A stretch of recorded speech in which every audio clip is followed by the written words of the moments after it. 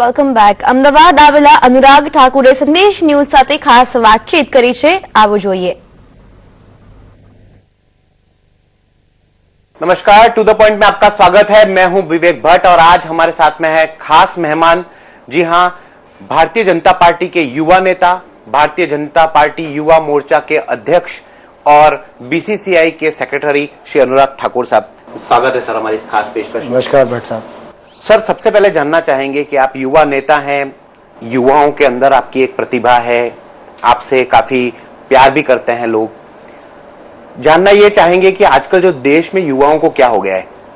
JNU में कुछ युवा किसी के मार्गदर्शन के साथ में देश विरोधी नारे लगाते हैं, कुछ युवा उनका साथ देते हैं, कुछ पार्टियां भी उनका साथ देती हैं और देश की अस्मिता और गौरव के साथ में राजनीति होती है. आपका क्या कहना है?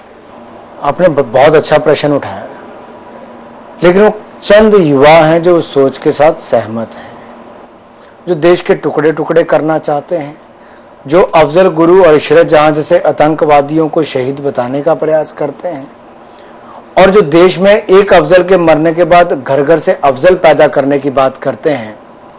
अफसोस इस बात का है कि राहुल गांधी जी उनके साथ खड़े नजर आते हैं. अफसोस इस बात का है कि वहां के स्टूडेंट यूनियन का जो नेता है, कुछ मीडिया के वर्ग उसको देश का बहुत बड़ा नेता बताने का प्रयास करते हैं.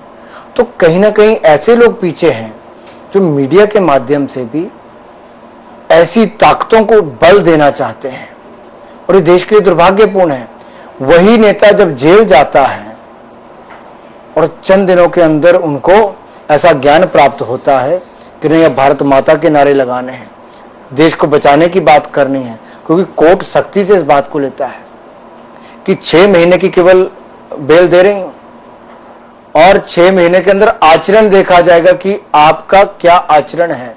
लेकिन उसी व्यक्ति को जब मीडिया का एक वर्ग आकर बड़ा खड़ा करने की प्रयास करता है, तब वो देश की फौज को गाली निकालता है, उसको बदनाम करने का प्रयास करता है, वो खुले में पेशाब करके एक महिला को अपमानित करने का प्रयास करता है, उसको धमकी देता है. अरे किस तरह का नेता है.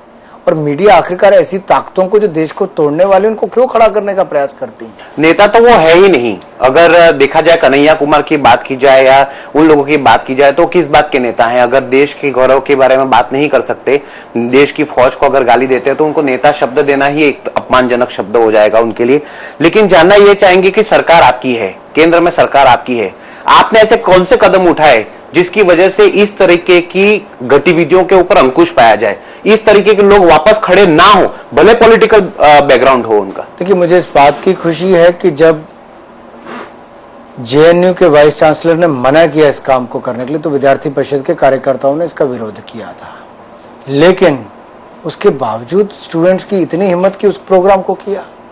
कल्चरल इवनिंग के नाम पर, सांस्कृतिक कार्यक्रम के नाम पर नाम दिया गया a country without a post office, के हिंदुस्तान को पोस्ट ऑफिस के बिना खड़ा कर देंगे, यानी कि हिंदुस्तान का नामो निशान मिटा देंगे. अरे इतनी औकात, इतनी ताकत आ गई इन लोगों में कि हिंदुस्तान के टैक्स पेयर पर सब्सिडाइज्ड एजुकेशन मिलती है, रहने को मिलता है, खाने को मिलता है, और उसी से हिंदुस्तान के टुकड़े करने की बात करते हैं, हिंदुस्तान का नामो निशान मिटाने की बात करते हैं. आखिर कौन ये ताकतें हैं, कौन इनको बल दे रहा है, कौन इनके पीछे है, ये देश को जानने की जरूरत है.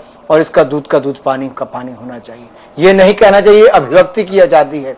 अभिव्यक्ति की आजादी ये नहीं हो सकती आपके देश के टुकड़े करने की बात की जाए. अभिव्यक्ति की आजादी ये नहीं हो सकती कि एक आतंकवादी के मरने पर घर घर से आतंकवादी निकालने की बात की जाए. आपने अभी लोकसभा में अपना स्पीच दिया था और इशरत जहां के ऊपर काफी आक्रोशित नजर आए थे और आपने ये सीधा सीधा कह दिया था कि कांग्रेस पार्टी ने जो है वो इशरत को शहीद बताया था. देखिए भट्ट साहब, इशरत कौन थी?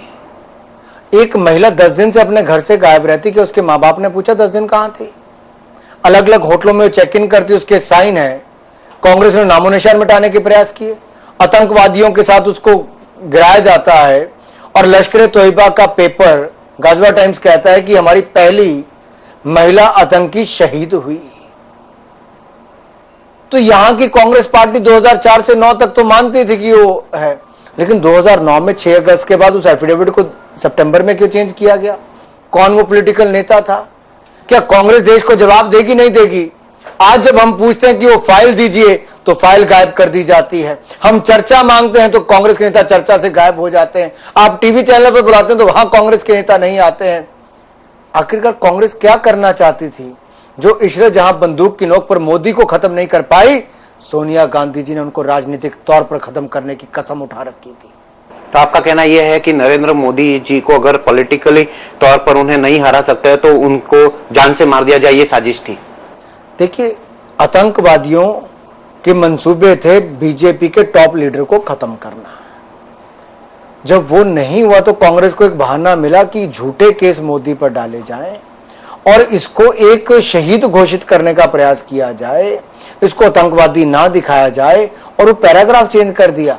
अगर डेविड कॉलमैन हेडली कहता है कि वो आतंकवादी थी, एलईडी स्वयं मानती वो आतंकवादी थी, एनएसए कहता है आतंकवादी थी, एनआईए कहते हैं आतंकवादी थी, आईबी, रॉ, पुलिस के अधिकारी कहते हैं आतंकवादी थी। अगर सबने कहा आतंकवादी थी तो सोनिया और राहुल गांधी क्यों नहीं मानते कि इशरत जहां आतंकवादी थी? क्यों नहीं मानते? आप क्या समझते हैं, क्यों नहीं मानते वो ये आतंकवादी? क्योंकि मोदी को फंसाएं कैसे? मोदी अमित शाह की जोड़ी को यहीं पर गुजरात में कैसे खत्म कर दें?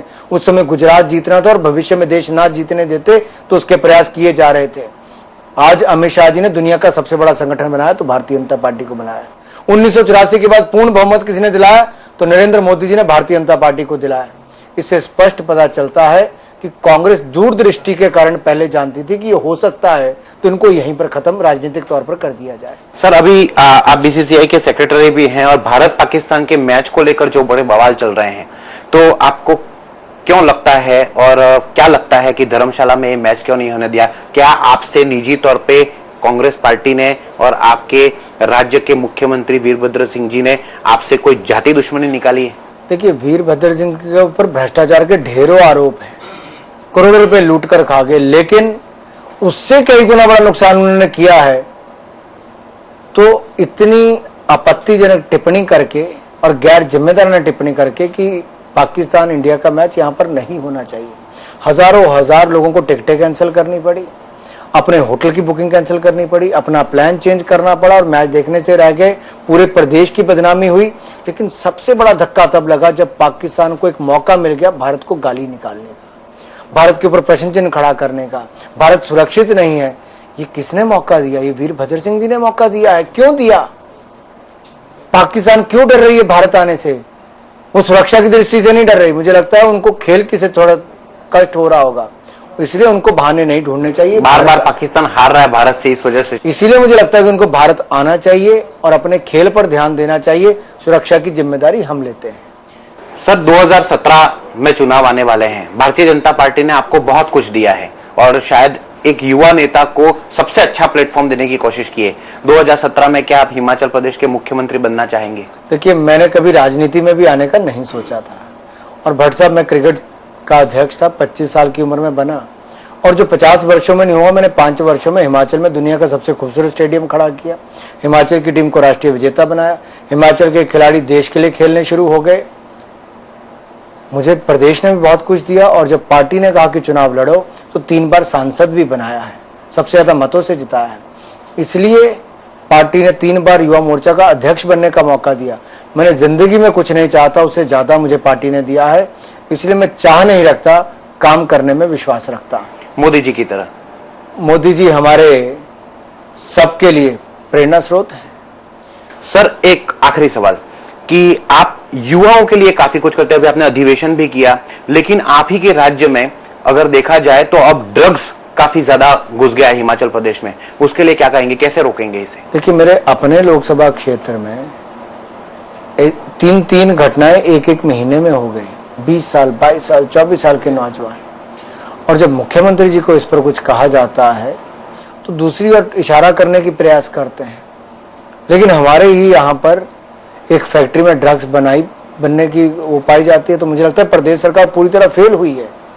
और मुख्यमंत्री जब अपने फेलियर को छिपाने के लिए इस तरह की राजनीति करते हैं तो देश को भी फेल करने का प्रयास करते हैं। एक आखिरी सवाल कि लव जिहाद जो है वो काफी बढ़ रहा है और हमारे यहाँ पे गुजरात में भी बढ़ रहा है, आपके क्या विचार हैं उसके ऊपर? युवाओं को कैसे रोका जाए? मेरा केवल इतना मानना है, जागरूक रहिए, देश को जागरूक कीजिए, वेक अप इंडिया और इंडिया फर्स्ट बैनर के अंतर्गत हम देश के युवाओं को जगाने का प्रयास करेंगे और राष्ट्रभक्त बनाने का प्रयास करेंगे। धन्यवाद ठाकुर साहब। तो ये थे बीजेपी के युवा नेता अनुराग ठाकुर साहब। बहुत कम वक्त हमें दिया गया, लेकिन बहुत अच्छा वक्त बीता उनके साथ में, बहुत अच्छी चीजों पे उन्होंने प्रकाश डाला। खूब खूब धन्यवाद सर। धन्यवाद। Thank you.